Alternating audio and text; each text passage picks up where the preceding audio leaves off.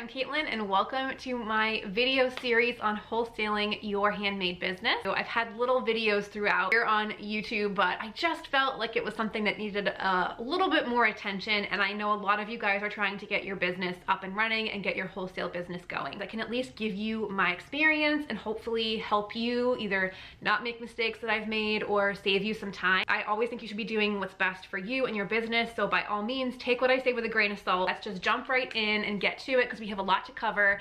I am going to talk about pricing in this first video, because if you haven't figured out your pricing and you're not actually making money, then there's really no point to wholesale just yet. You've got to figure out how you can run a profitable wholesale business. I'm a visual person, so I'm gonna try and walk you guys through an example of one of my products and how you actually get your cost of goods sold, because I think a lot of people miss certain things or it's just confusing. So for some of you, this might be super basic, but I'd rather cover the basics and at least explain to you how I do it. So I have my sugar scrub here. So we want to make sure we are accounting for every single element in this product when we pull together our cost of goods sold. So you're going to have your packaging, which needs to be the plastic container, the plastic lid, the liner, the product inside, and then this label on top, and then this label on the side. So there are a lot of components in this item, and you want to make sure you're accounting for everything. I have this product manufactured for me now, so when I talk about the products inside, I'm actually just given a price for what the contents are inside. But if you're still hand making your products, you're gonna wanna get as detailed as possible, and you're gonna wanna list out how much coconut oil, how much fragrance, and you also wanna do this for every single fragrance that you have. Because a perfect example, when I was making things before, you might have something that's a little bit more expensive per pound. You might have lavender essential oils, which is like $40, $45 a pound. I'm just thinking off the top of my head here. Versus some of the other fragrance oils, you might have some that are 20 or 25. So you want to get as detailed as possible here. So now that you've figured out how much your cost of goods sold are, you want to make sure you add in labor. This is something that gets people a little caught, because you might not be putting labor in even though you're working and you're working right for free, or however you want to think of it. What if you get big enough where you need to hire somebody and you have to actually pay them? You want to make sure that your products are already priced, covering the cost of the labor that it takes to make that product. You don't want to all of a sudden have to hire someone to help you and then completely price yourself out of profitability and then go back to changing your pricing structure, things like that. You don't really want to have to raise your price just because you didn't account for labor in the very beginning when you were starting your business. So always account for labor. I roughly use, even though I only work myself right now, I roughly use about $20 an hour, because in my head, if I'm ever gonna hire somebody, I really want to at least give them a decent hourly rate. I don't want to, do super low rates. I want people to come here and love working here and have a good salary to start. So I always just use $20 an hour. It's easy, it's a round number. And then of course, you're gonna wanna figure out how long it takes to make a batch. So for instance, if you have a batch of soap and it takes you 1 hour to make it, it would be $20. But if that batch of soap makes 20 bars, then technically your cost per bar for labor would add $1. You also want to add in any touch point of labor. You also want to use the labor of packaging and shipping. So just think about all of those things. This is an area where it's a little bit gray, so it can be hard to find a number, but the most important part is that you have a number in there. And some people go in add for shipping and things like that, but I don't like to do that. I charge for shipping, so I'm trying to keep this a little bit basic. I'm just gonna stick with this formula for now. It's a great starting point. So now that you have your cost of goods sold and you know how much the item costs you, you wanna figure out how much you need to retail it for. The idea that people sometimes give out is that you should just double your cost And that all sounds well and good, but the problem with that is that when you double your cost, you oftentimes are going to price your product out of the market, and the retailer is not going to be able to buy it because they just don't see it selling at that retail. So for instance, if you, let's just hypothetically say that this product cost us $10 to make, just for easy math. If this cost us $10 to make and we just doubled it, we're going to charge our boutique $20, okay? $20 for one of these. That boutique is then going to also want to make at least 50% margin on it. They're going to take that 20 and retail this for 40, okay? Just so you guys know, my retail on this is 24. Again, we're using examples here, but I don't believe this product would sell well in a specialty store at $40. I have to go back and look at my cost of goods and what I think this retail should be.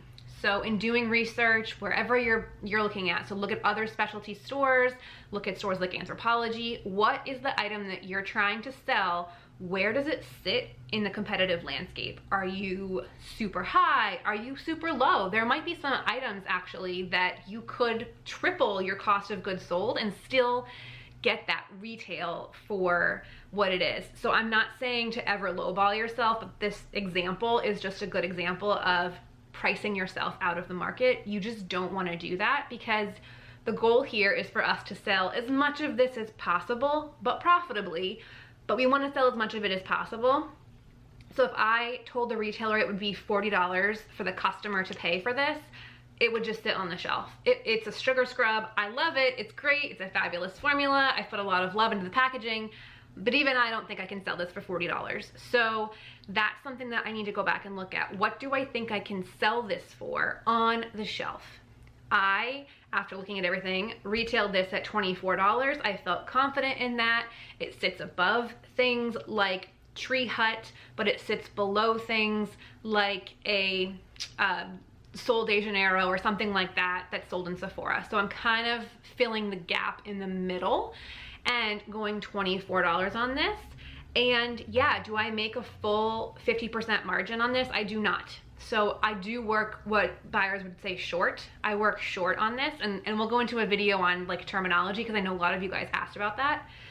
But I work short on this because as I grow my business and I sell more, the cost of this will start to go down. I can order more jars, I can fill more jars, my manufacturer's price will go down if I can order bigger quantities. So I know that I'm making profit and it's good and I can reinvest it back into the business. I may not be making 50% of a margin right now, but I'm pretty darn close, and eventually I'll get there. So that is the mindset I want you guys to have a little bit, because I know it's like really scary if you're used to making the full retail value on something and now you're selling it at wholesale and you're losing 50% of your money. I get it, it's scary. But if you think about the future and you think about, okay, well, if I sell it myself, I'm selling maybe 100 units this month. Again, easy math, let's just be kind to ourselves. 100 units a month I'm selling. If I sell that 100 still, okay, it's not like you're giving away your direct-to-consumer business, you're adding on a wholesale business.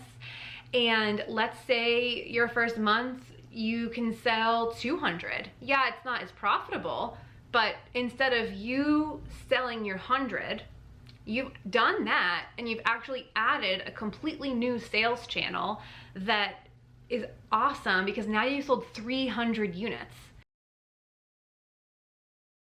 So when I was a buyer and I worked in the off-price sector, so it was a little bit different, but we really tried to be around a 50% margin. So it's basically double the cost. That's kind of where we were sitting at. There are higher end department stores that sometimes do 6 or 7 times the cost. The buyer that you're working with is all gonna be different, and you can't ever guarantee what someone's gonna retail your product for, but you pretty much can assume and should assume that the buyer wants to absolutely make at least 50%. I have heard a lot of people say like, well, the retail of this is $24, but it costs me $15 to make, or I want to sell it to wholesale for $15. their buyer's probably not gonna buy it. You might get a couple buyers that are gonna buy it at that low markup, but it has to be worth their while. And buyers actually pay shipping too. So they have to bring in that cost of shipping in as well. So 50% is kind of the baseline that you should be at. This is $24, I sell it for $12. And my body butter is $28, I sell it for $14. The profitability is absolutely smaller on my end. Yes, the buyer is making more money, but I get to sell so many more units of this. And like I said before, the cost of goods will eventually start to go down because I'll be able to buy more units. So it's sort of a longer end game. So I think a lot of the times people think about wholesale as a short-term game, but if you're actually serious about wholesaling your products, you want to think about this long-term. I have had relationships with stores for 4 years now, and it is like every year we sell more and more and more. It's a great relationship, and that's what you want to do. That's the point of wholesale, is to get your products into a store and not just do it for one shot, not one time, but to have them carry your products as long as possible, as long as you want to sell your products, I guess. I did ask a couple questions on Instagram last week, and someone asked about, should you publish your MSRP? So for those of you that might not know, MSRP, well, it stands for Manufacturer Suggested Retail Price. So that would be the $24. So that's what I'm suggesting this to retail at. An MSRP is something I, as the manufacturer, am suggesting to the retail partner what to retail it at. I say 24, I'm charging them $12. They can do with it what they want. I do have people who retail this for 28. I even have someone that's retailing it for 30. I personally don't think that's fabulous because it does make customers a little questionable as to why the prices are different. The retailer's thought process is, I'm charging shipping. So if someone on my website buys this for $24, they have to pay $5 in shipping, therefore it's $29. That's how they're justifying it. I still think it's kind of like, ooh, I think as a customer, I would be annoyed if I Googled this item and it was cheaper, but to each their own. That's why it's a suggested retail price. You actually can't force them to retail it at a certain price point. You can put stipulations in about markdowns if you want to, but personally, you guys, if you're like me and you're a small business, like a small brand, I wouldn't get too strict on all these terms and conditions. So, I mean, I let people retail it what they want to retail it at. And then, you know, if the sales are great and they can get that higher price point, fabulous. If this product isn't moving, then we might have a conversation about them bringing that retail down a little bit. But I do have retails a little bit all over the place, and it is what it is. I can't necessarily control that. I can only control what I sell the product for. The last final step is sort of, once you have looked at what you can retail your product for, what the wholesale price would be, and then what your cost of goods are, hopefully it works out for you. But if it doesn't, I just want to give you guys a few pointers as to what you might be able to do to get that to work.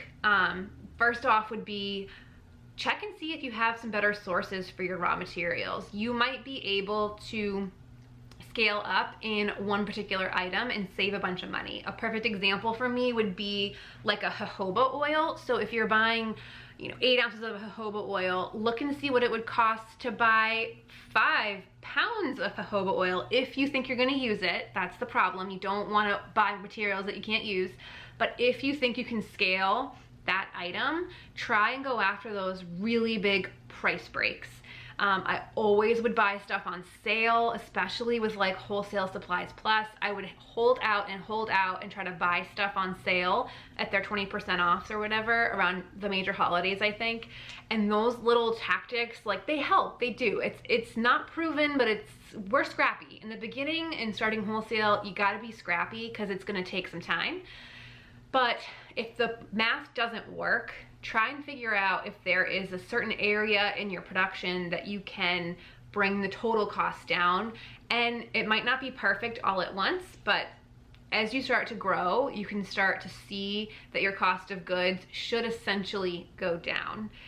If it's so far apart, right? Like if your cost of goods that you've come, now that you've done this exercise, if your cost of goods is so high that it doesn't make sense at any retail, then you might want to rethink your product, or you might want to rethink of like your marketing. If you are selling a luxury item, you might want to go after luxury retailers, and your price point might need to be a little bit bigger, or you might need to change some elements to capture that luxury market.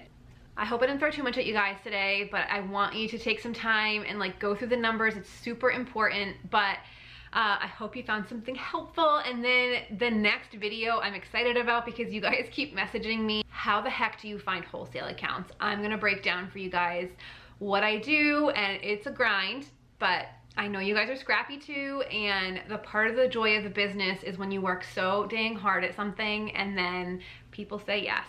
So I'm gonna walk you through how I find my wholesale accounts in the next video, and then future videos will cover things like how I run my wholesale website, how I process invoices, all the stuff. But if you have any questions while you're watching this, by all means leave them down below and I will try to answer as many as I can. I will see you in the next one. Bye.